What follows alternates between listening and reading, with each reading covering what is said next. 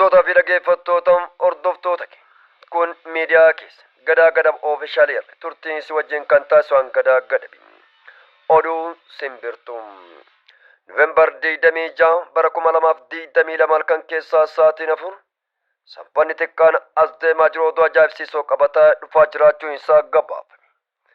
Maakii Oroon fakkeenyummaan sabboonummaa dhaloota qubee kan taate magaalaa Kaayiroo irraa taphageemaa karaa pilaatfoormii tiiktookiitiin maqaa jirraa faamilii jedhu qabattee warqattuu isii maqaalee faamilii jedhuun fuulatti wal dorgommiif dhiyaachuun isii gabaafame.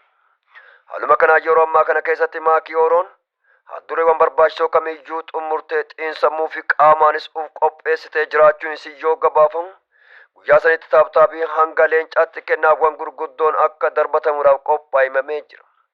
Awurooppaa, Ameerikaa, Kaanaadaa, Awustiraaliyaa, Eeshiyaa fi Afrikaan ammoo qophii kanaaf haddureewwan barbaachisoo gochaa jiraachuu yoo ibsamu magaalli Kaayiroo irraa dhukaasni dhukaafamu sodaa hamaa keessa addunyaa galchuun isaan oolli jedha. Keessaayyuu dorgomtoonni kunniin fuulatti kan dhiyaachuuf deeman faajjii alaabaa Oromoo akkasuma ammoo gareen morkattuu ishee lumuuxii qabattee dhiyaachuun isii wal dorgommiin ammeessa jedhameeti eegama. Misaa'illi magaalaa Kaayiroo irraa furguugamu sochii hamaa Kooriyaan kaabaa Ameerikaa ittiin muddatee wal fakkaata jedhan xiinxaltoonni garaagaraa yoo dubbatan. Miijaa kana keessatti kennaawwan gurguddoon akka gamoo burjii Khaliifaa dheeraa addunyaa kanaa iskiriina moobaayilaa irra deemuun oolu kun ammoo sodaa hamaa uumuu danda'a jechuun sodaatamaa jira.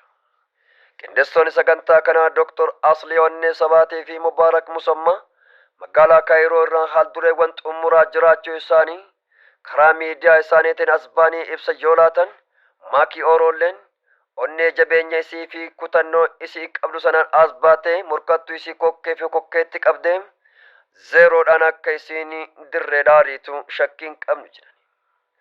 Jiraattonni kutaalee addunyaa garaagaraa keessa jiran dhalattoonni Oromoo Maakii Oroo irraa wanni hambifannu jiru isii jechuudhaan ammumaa leellisuu jalqabanii jiru.